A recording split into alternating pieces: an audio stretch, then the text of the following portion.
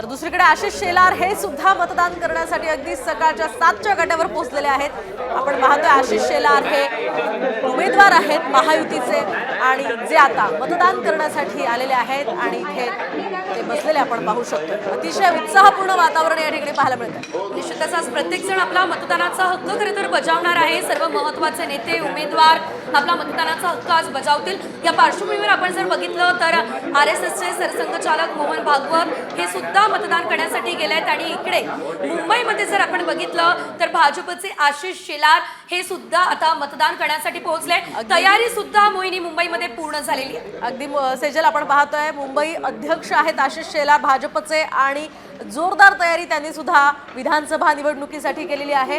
आशिष शेलार यांना उमेदवारी मिळाल्यानंतर अगदी प्रत्येक ठिकाणी मतदारापर्यंत पोहोचून त्यांनी प्रचार केलेला आहे आणि आज त्यांचंही भविष्य मतपेटीत कैद होणार आहे आणि सुरुवातीलाच मतदान सुरुवात होण्याच्या आधीच ते आता मतदान करण्यासाठी इथे पोहोचलेले आहेत।